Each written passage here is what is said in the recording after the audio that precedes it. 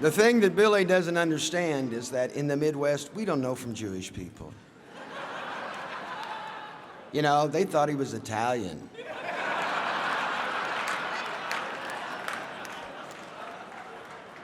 And they didn't know from Italian people either. There's no doubt that anybody who's ever stood up here that to accept this award, nobody has put themselves behind the 8 ball more than I did. I came to New York after reading an article in Cream magazine that said Main Man was looking for new talent. That was my plan. I was 22 years old and I was a barroom singer, married with a kid, had never been on an airplane, never been in a building more than 4 stories tall, and I was ripe for the picking to be the full catastrophe of the record business. So I made a deal with the devil, and I didn't even know it. If they wanted to call me Rumpelstiltskin, I would have done it to have the opportunity to make records. Johnny Cougar indeed. But I knew something that they didn't know. I was born very lucky. And this might sound obtuse, but I was born with a disease called spina bifida. I had a birth defect on the back of my neck the size of a man's fist. Spina bifida is when the spinal column doesn't fully form around the spinal cord. Back then, it was fatal. It would paralyze from the opening, you know, wherever the opening of the spine was. In my case, it was the neck. I should have been paralyzed from the neck down. And in 1951, they operated with pinking shears and, you know, a screwdriver. So you could imagine my parents, who were only 20 years old, when they heard this prognosis. It was grim. It was unheard of back then to operate on a newborn, you know, a kid that, you know, they just didn't really, so they waited like, you know, 6 weeks to see if the kid would live. See if there were complications, see if they were fatal. And they waited the 6 weeks and they performed the operation on me, and I was born lucky. You know, it was a high risk operation. Took 18 hours. A young surgeon carefully worked on my spinal cord without damaging it and damaging any of the nerves. And the doctor charged my parents, who didn't have any money, $1. And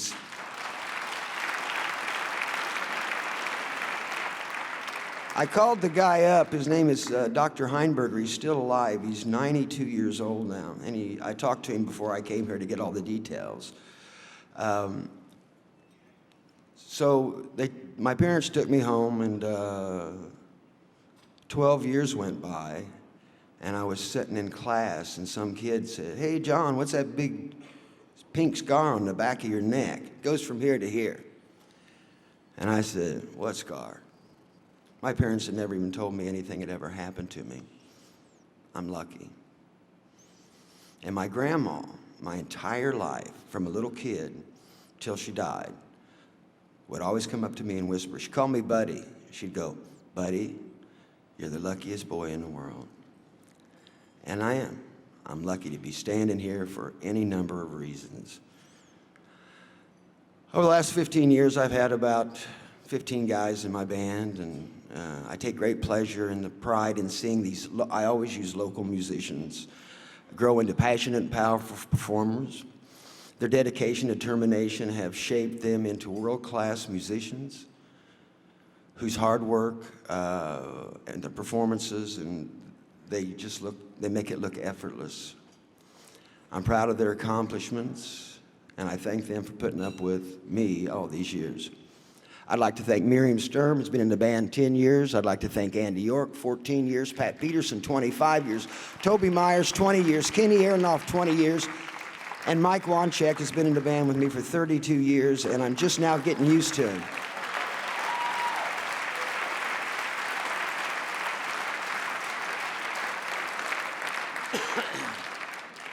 I'd like to say a special thanks to Don Gaiman and George Green, who helped me at the beginning of my career. all the assistant engineers and engineers who put up with me in the recording studio, and all the guys on the crews that have been with me on the thousands and thousands of shows that I've done. And I was at Polygram for 25 years. I'd like to thank Dick Asher and Alon Levy for their support. I built my own recording studio in 1982. You gonna fall asleep, Alan? You all right down there? Okay. I'd like to thank the people at my recording studio, Belmont Mall, in particular a guy named Tim Elstner, who was also my college roommate. He's worked for me for 35 years. And a really interesting thing happened to me, at least, for me it was interesting, a few days ago. For the first time, I saw a picture in a newspaper from 1942 that showed my mom, who was a young girl at the time, picketing for the union in Austin, Indiana, to get a union in the canning factory. And there was a guy standing there, a folk singer, looked like Woody Guthrie, and there was my mom, a 17-year-old girl, singing with him. So that made me proud. And I want to thank my mom and dad who taught me, scroll up, man, who introduced me to music and taught me the value of hard work and dedication. They're sitting right up there. Thank you, Mom and Dad.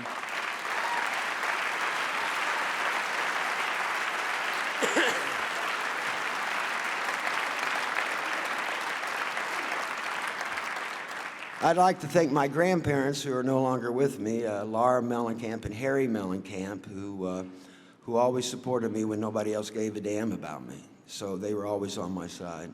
I'd like to thank my daughters, Teddy, Joe, and Justice and Michelle, for having broad shoulders, for not having a dad when they were growing up as teenagers, because I was on the road all the time. And I'd like to thank my sons, Hud and Speck. You'll meet Speck later because he's going to play with me. And Hud, just to bring it full circle, my son Hud is 13 years old, and he's getting ready to have his to compete in the Midwestern Golden Gloves champ fight. And the reason I bring that up is because Hud's bigger than me now, and he's 13, and we think he's going to get to be about 6'1" and about 235. And in about 4 years, I'm going to be 60 years old, and I'm going to treat myself to bringing him back to New York to whip some asses to some people who I didn't get along with in the music business.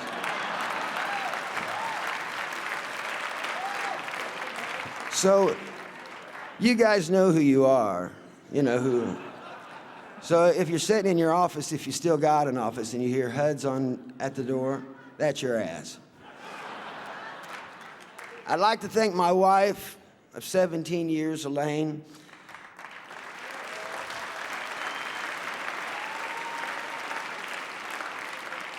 She always reminds me that I'm a pair of blue jeans and to lead with my left and keep slugging, even when I don't have the energy to sometimes. And you meet a lot of funny people in the music business. Some you like, some you don't like so much, right? But rarely do you meet longtime friends. And the guys that you could borrow money from, and if they get you out of a scrape, if you're in a scrape. Some of these guys I talk to every day, and sometimes, I just known them for a long time, like Jan. I've known Jan for 28 years, and it's hard to believe that we're that old, Jan. I mean, we were just telling each other how handsome and young we are. And, we just told each other that the other night, so. I'd like to thank Rob Light, who's been my agent from the beginning, and Rob and I have fought many a round together, and generally Rob's on my side, whether I'm right and wrong, and I appreciate that, Rob. Thank you. Alan Grubman. Alan Grubman has achieved much success in the music business, riches, and he handles a lot of people in this room, I'm sure, and your artist. But when Alan started handling me, he became my attorney. He was still teaching school in the morning, and in the afternoon he did some work of some kind. But Alan was poor when I met him. He didn't even have a match he didn't have a match. And I had to give him, money to get home in the cab. And not much has changed today. I give him a check, and he gives me some change sometimes. Yeah, he was basically, you were just moonlighting when you met me, right? pretty much. I met John Sykes and Tom Freston when they first started MTV. I introduced John to his wife, and I don't know if he's mad at me about that or not. But he even managed me for a couple of weeks. He hung in there for 2 weeks. And Tom Freston and I have always found something to laugh about, even when there wasn't anything funny. Bob Merlis, thank you. And Randy Hoffman. Randy thinks it's his job to keep me behind the 8 ball, you know, and he thinks that's his job. And he's been my manager, scroll up, when nobody else wanted the job. And that's how he got the job. Nobody else wanted him. But he's been an unwavering and loyal to me, and I appreciate it, Randy. Thank you very much.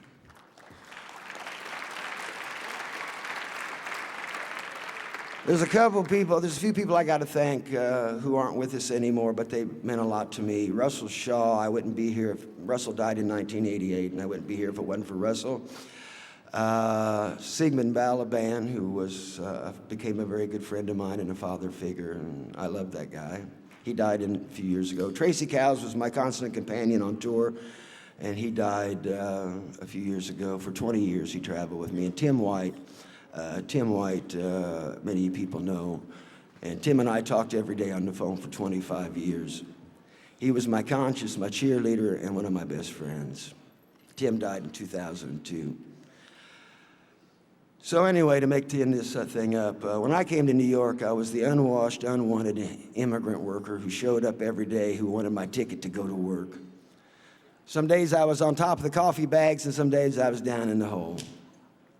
I had to create my own job because New York and Los Angeles didn't have a job for me inside the music business.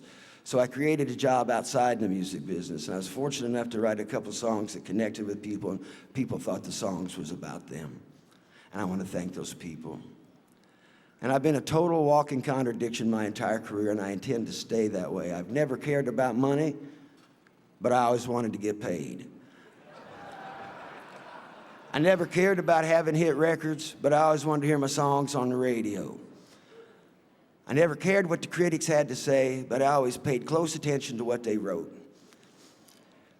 After 32 years of having the opportunity, from playing many years playing in the back rooms and the bars and the barns and getting an education from the farm workers and the factory workers, watching the struggle of the people far away from the interstate that the public eye no longer looks at, the people who built this country on their sweat, who built this country has slowly and silently left behind. I'm the guy who rolls the ball up the hill, who wakes up every morning to find that the ball is back at the bottom of the hill. I'm that guy, and as long as I can hear a song that puts a tear in my eye and a lump in my throat, I know there's still hope, and I got a job that's unfinished. There's still work to be done. You know, the sword is a mighty weapon, but it ain't nothing compared to the songs and the words in the songs that we sing, so thanks a lot.